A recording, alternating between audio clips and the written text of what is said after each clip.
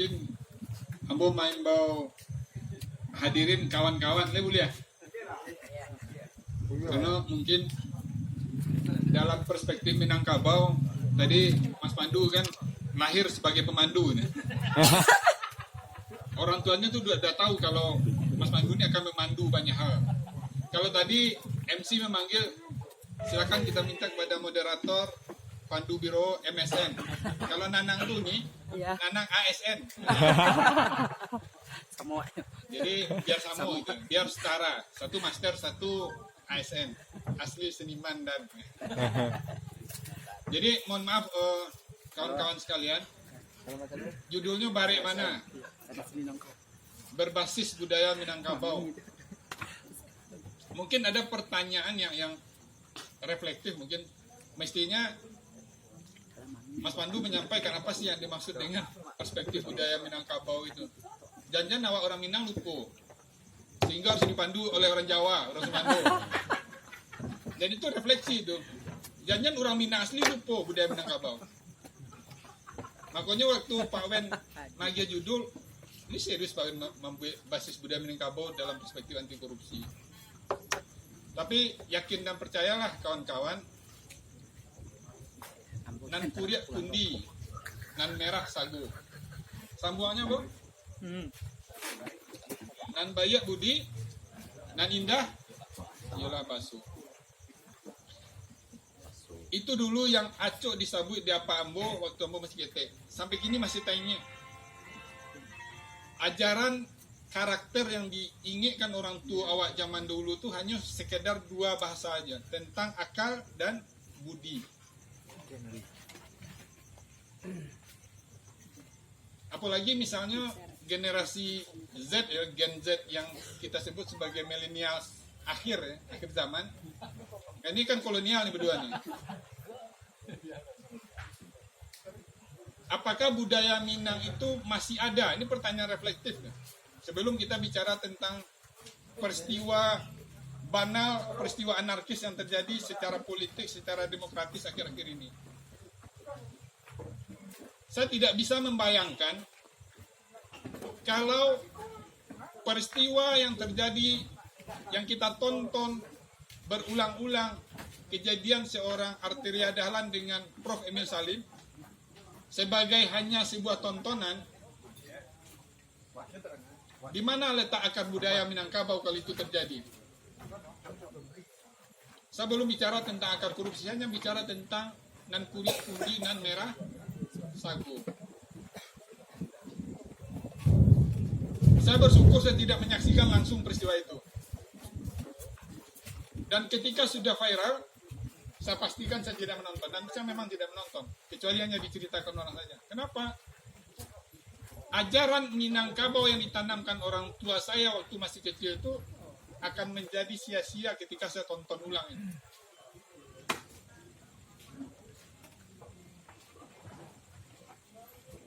Kenapa? Karena itu dipertontonkan dalam sebuah forum yang kemudian ditonton oleh semua akar budaya bangsa Indonesia. Oh, kalau bahasa mungkin bahasa sehari-hari yang kita, oh cuma segitu orang Minang. Orang tuanya sini nggak dihargai. Bagaimana kita kemudian bisa berbicara tentang membangun budaya inklusi berbasis budaya Minangkabau?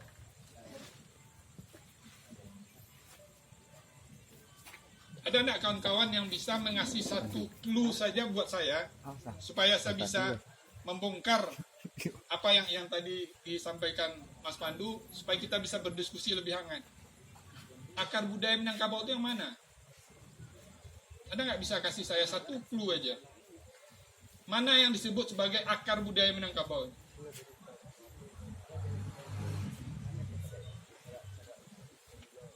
Ada nggak? Yang dimaksud akar budaya Minangkabau itu apa?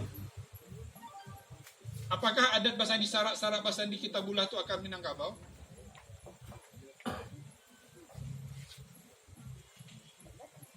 Kalau seandainya ABS SBK itu diterjemahkan dalam kehidupan sehari-hari, selesai. Kita nggak perlu diskusi ini.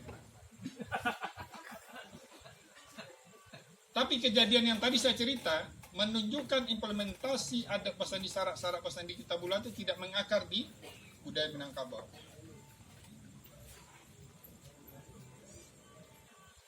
Dan saya masih bersyukur di forum terhormat ini, tadi kawan-kawan entah datang dari mana, datang salaman. Itulah akar budaya Minangkabau sesungguhnya. Dan itu tidak kita temui di tempat lain. Coba kawan-kawan bayangkan, awak duduk di kafe, kemudian orang datang salam saya seluruh kafe. Pernah nggak kejadian? Salam di seluruh kafe, nggak pernah kejadian. Tapi di forum terbuka di Medan Nambah Paneh kok, walaupun malam ya. Di belakang rumah Gadang, awak hidupkan akar budaya Minangkabau yang tadi itu. Menghargai nan tua, menghargai nan dahulu.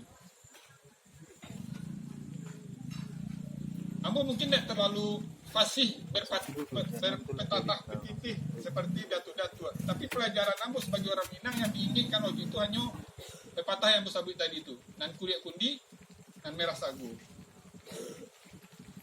Paling tidak jati diri orang Minang itu.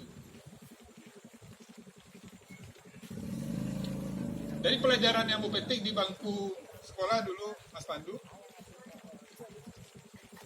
mungkin untuk generasi kolonial pasca reformasi ya paling tidak kita masih melihat orang yang ditinggikan seranting, didahulukan selangkah itu masih ada. Tapi hari ini yang membedakan apa? Kursi ini. Ada level meja lebih tinggi, jabatan lebih tinggi, orang hanya melihat sebatas itu saja. Mohon maaf, tadi mau membayangkan diskusinya itu duduk baselo, kemudian awak berdialektika seperti orang Minangkabau dulu. Tapi tidak ada masalah, itu kan adaptasi dari budaya kan. Kan adaptasinya basis kan. Kalau bicara gitaris beda lagi. Kalau bicara basis. Makanya pertanyaan reflektif itu apa yang kita maksud sebagai budaya Minangkabau itu?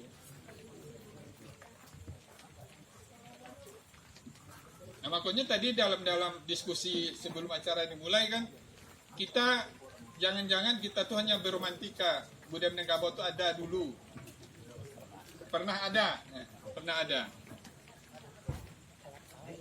Nah, sehingga kita kadang-kadang lupa menempatkan diri kita di posisi yang seharusnya. Kalau kita bicara seharusnya kan ada alua dan patuh. Ini yang terjadi apa? Yang patuh-patuh dia alua. Jadi kalau konteks korupsi hari ini itu main patuh dia alua. Tidak ada lagi alur dan patut serta katona nampe itu tidak ada.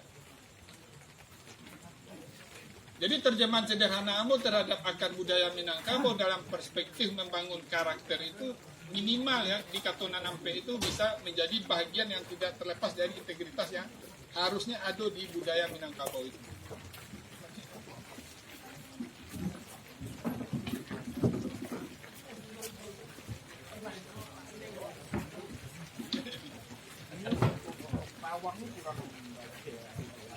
Jadi hujan itu berkah kok.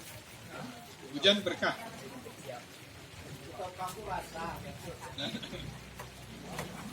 Jadi kawan-kawan yang hadir, memang akhir-akhir kok awak melihat bahwa peristiwa politik atau peristiwa demokrasi yang sebenarnya lahir dari akar budaya Minangkabau itu, kalau aku selalu agak kalau istilahnya apa tuh Mas Pandu, aku ya tuh apa? Bangga dengan Minangkabau itu apa istilahnya? Nah, manden. Saya benar-benar bangga dengan budaya Minangkabau itu bahwa guru demokrasi itu orang Minang. Tapi faktanya yang merusak demokrasi hari itu orang Minang juga ternyata. Awal satu orang lah. Jadi memang sejak zaman dahulu kala ya, sejak Indonesia belum merdeka sampai Indonesia pasca Orde Baru dan Orde paling baru hari ini, ya yang bertarung itu ya mungkin orang Minang sama orang Minang. Sekarang kita buka fakta ya, tidak ada yang bisa memungkiri bahwa pendiri Republik ini salah satunya orang Minang.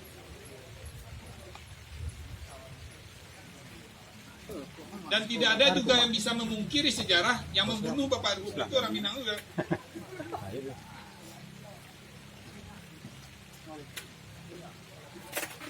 Nah, jadi orang sebagai subjek dan orang sebagai objek itu hal yang berbeda.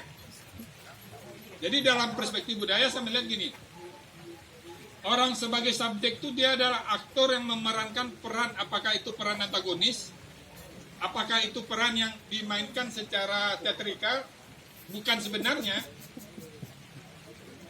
Dia hanya memainkan peran seperti para politisi, dia harus memerankan sebagai pemeran antagonis. Atau kita ini sebagai masyarakat khalayak penonton dalam perspektif korupsi itu hanya dijadikan sebagai korban saja, uji coba saja. Kalau ceritanya lucu, mereka ketawa. Kalau ceritanya satir, mereka terbengong-bengong, seolah-olah sedang terjadi sama dirinya. Gitu. Nanti saya pengen juga sebenarnya saya tidak menjadi pembicara tunggal. Saya pengen nanti Mas Pandu justru membedah perspektif budaya itu dari sisi yang mungkin sebagai master seni beliau kan bisa melihat korupsi yang terjadi itu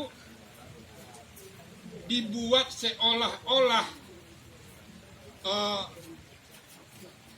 sebuah kebenaran yang didustakan. Kebenaran yang didustakan gini. Yang salah itu KPK. Ngapain kerjanya nangkap-nangkap orang gitu? Kan itu yang dibangun narasinya. Seolah-olah OTT itu adalah kegagalan KPK dalam melakukan pencegahan korupsi.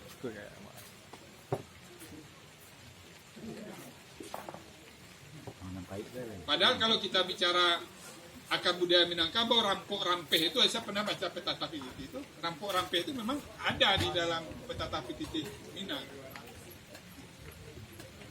Makanya ada tadi istilah alu ada, patut juga. Walaupun secara bercanda diplesetkan menjadi yang patut-patut di alu. Gitu. Jadi kalau judulnya membangun, kita mau membangun dari mana? Pondasinya lunado lah. Atau jangan-jangan pondasinya dulu pernah ada. Dulu pernah ada pondasi yang namanya adat budaya Minangkabau.